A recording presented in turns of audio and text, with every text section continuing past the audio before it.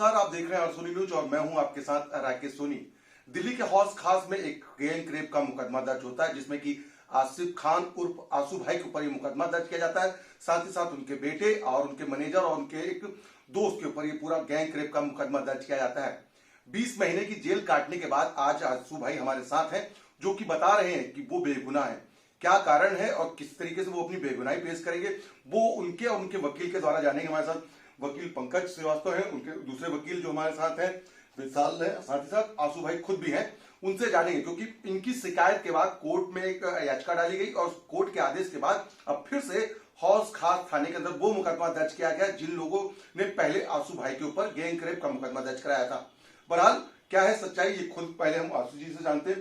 किस तरीके से आपको फंसाया गया और क्या वो दिन था, कौन लोग थे जिनने आपके ऊपर गैंग रेप का मुकदमा दर्ज कराया?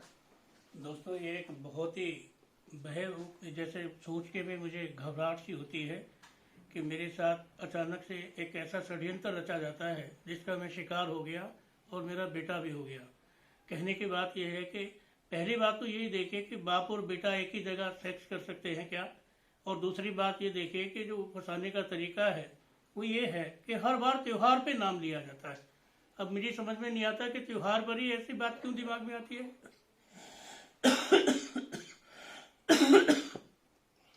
मैं एक बात आपसे कहना चाहूँगा कि इसमें मैं बाहर तो आ गया हूँ, लेकिन जो हम कार्रवाई कर रहे हैं उस कार्रवाई में कोई भी ध्यान नहीं दे रहा है और उससे मैं बहुत परेशान हूँ कि कोर्ट तक के एफआईआर के ऑर्डर हैं लेकिन कोई सुन नहीं रहा है। और मैं यही सुनाना चाहता हूँ, इसीलिए मैंने मीडिया का सहारा लिया है कि कम से कम उनके कान में आवाज़ तो जाए जो दिल्ली पुलिस के सरपरस्त हैं, जो ये जानते हैं कि क्या सही है क्या गलत है।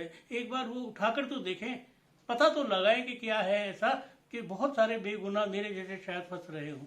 तो पंकज जी, लगातार आप दोनों लोग हैं, आप पूरा केस इसको देख रहे हैं, आप लोग रिव्यू कर रहे हैं। क्या लगता है किस तरीके से फंसाया गया आपके क्लाइंट को, और आप लोगों ने मुकदमा भी दर्ज कराया लेकिन उसके बावजूद भी गिरफ्तारी नहीं हो रही है, क्या वजह मानते हैं? पहले तो जब एफआईआर का पहले देखा जाए जो इनके खिलाफ हुई थी 8/9/2018 को, जो एलिगेशंस थे वो 10 साल पुराने हैं। 2013 को पहले एलिगेशन लगाए जाते हैं आजू भाई जी के ऊपर कि यहाँ भी इन्होंने करा, फिर 2017 पे समर पे लगाया जाता है।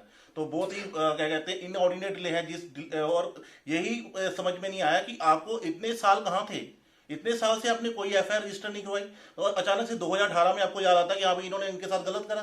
पहली बात। दूसरी बात यह है कि जो इन्होंने एलिगेशन 2017 का लगाया उसका ये होली का फेस्टिवल था।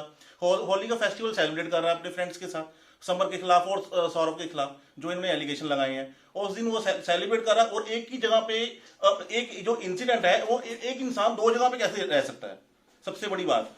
उसके बाद एफआईआर रजिस्टर होती है, एफआईआर रजिस्टर होने के बाद दूसरे दिन 24 घंटे के बाद इनको उठा लिया जाता है। आशु भाई गुरु जी को उठाने के बाद जब इनको अरेस्ट जब हो जाती है फिर ट्रायल चलता है, लेकिन उस पीरियड के दौरान क्या है कि समर को इंटेरोगेट किया जाता है। 2-3 महीने तो इन्होंने समर की कोई अरेस्ट नहीं डाली। वो थाने में बुलाते हैं, थाने में जाते हैं, पूरा कोऑपरेट कर रहा है क्योंकि इन्होंने कुछ गलत नहीं करा और जो जो एविडेंसेस थे इन्होंने आगे प्रोड्यूस करे, पर एविडेंस के ऊपर तो इन्होंने रिलाई नहीं करा। उसके बाद 3 महीने के बाद अचानक से समर को उठा लिया जाता है और उसके बाद क्या होता है कि ये चलता है फिर मैटर एविडेंस चार्जशीट फाइल होती है इसकी। चार्जशीट फाइल होने के बाद चार्जेस फ्रेम होते हैं। चार्जेस फ्रेम होने के बाद क्या है कि एविडेंस में मैटर आ जाता है जिसमें कहते प्रोसिक्यूटर्स को कहते एविडेंस के लिए बुलाया जाता है कोर्ट में। वो हर बार यही बहाना लेके कोई ना कोई एक्सक्यूज की मैं बीमार हूँ, आज मैं गवाही नहीं दे सकती, क्योंकि उसके पीछे रीजन एक ही था कि गवाही से पहले जितने भी पैसे हैं जो 13 करोड़ रुपए जो इनसे डिमांड कर रहे हैं इनसे ले लिए जाए। और उसमें मैं जहां तक ये सारा कुछ ब्रीफ में था, कई अधिकारी भी मौजूद थे जिसकी सब सांठगांठ से सब कुछ हो रहा था और राम नरेश का नाम जो आ रहा है जो आगे मेन जो बंदा था जिसके थ्रू ये सब कुछ मीडिएट कर रहे थे। और उसके भी लास्ट हर डेट में इसको लिंग राउंड करते करते फिर जाके जब अप्रैल में इनकी बेल इनको मिलती है, इंटरिम बेल मिलती है पहले आशु भाई गुरु जी को। उसका मई के महीने में समर की बेल वहां से हो जाती है सेशन कोर्ट से, डिस्ट्रिक्ट एंड सेशन कोर्ट से। बाकी जो हाई कोर्ट में रेगुलर बेल फाइल करी जाती है, रिट पिटीशन फाइल करी जाती है कि यहाँ भी इनके खिलाफ एक्शन किया जाए, क्योंकि इस लड़की ने इस लेडी ने आगे एक और एफआईआर रजिस्टर करवाई हुई थी कि जो वो भी बड़े लोग थे जिन लोगों के खिलाफ एफआईआर रजिस्टर करवाई थी। अच्छा, क्या मानते विशाल जी, लगातार क्या ये जो जिस तरीके से जो महिला है, क्या ये कानून का दुरुपयोग कर रही है? क्योंकि आप लोग लगातार कोर्ट में कवर करते हैं, जिस तरीके से उसके ऊपर पहले भी उनके आंसू भाई के ऊपर मुकदमा दर्ज कराया, उसके बाद आप बता रहे हैं मंडावली थाने में भी दर्ज किया गया, तो क्या क्या वो एक्सटॉर्शन का एक बहुत बड़ा रॉकेट है जो इस तरीके से काम कर रहा है? देखिए, हमने ऑनरेबल कोर्ट के सामने यही बात कही है कि जो ये शिकायतकर्ता महिला है अपने साथियों के साथ मिलके और एक एक्सटॉर्शन सिंडिकेट चला रही है। इसका काम है लोगों के ऊपर झूठे मुकदमे दर्ज कराना और उनसे एक्सटॉर्शन डिमांड करना और पैसे एक्सटॉर्ट करना। क्योंकि अगर आज आसिफ खान जी के मैटर को देखा जाएगा तो कोई भी देखने के बाद उसको देखते ही समझ आएगा कि ये जो मामला है बिल्कुल झूठा बनाया गया। जैसे वकील साहब ने, मेरे साथी वकील साहब ने बात बताई है कि कोई एविडेंसेस थे ही नहीं इनके खिलाफ, एक सिर्फ स्टेटमेंट थी और उसी के ऊपर इनको गिरफ्तार कर लिया गया।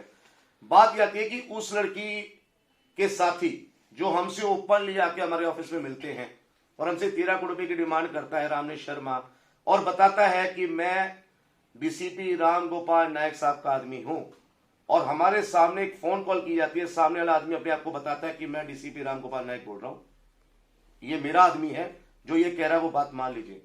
वही रामनेश शर्मा अपनी 48 रिकॉर्डिंग्स के अंदर, हमारे पास सारी रिकॉर्डिंग मौजूद है, वो फोन हमारे पास है, पूरी ट्रांसक्रिप्शन हमारे पास है, उसके अंदर ये कहता है कि मेरे साहब ने दाती महाराज का मैटर 13 करोड़ रुपए में सेटल किया है, दाती महाराज को अंदर नहीं जाने दिया।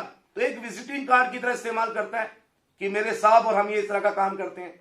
उस आदमी की हिम्मत देखिए कि वो ओपन पैसे का डिमांड कर रहा है, सब कुछ कर रहा है। जिस मोबाइल नंबर से, जिसका लास्ट में 3 डिजिट 733 है, रामनेश शर्मा हमसे पैसा मांगता है, ओपनली डिमांड करता है, हमने पैसा नहीं दिया, हम अंदर चले जाते हैं, उसी मोबाइल नंबर को अपना बताती हुई यही शिकायतकर्ता लड़की जो हमारे खिलाफ झूठा मुकदमा दायर करती है, वो एक मुकदमा हमारे मुकदमे के राइट 9 महीने बाद मंडावली में नाम बदल कर दर्ज कराती है और उसी मोबाइल नंबर को अपना बताती है।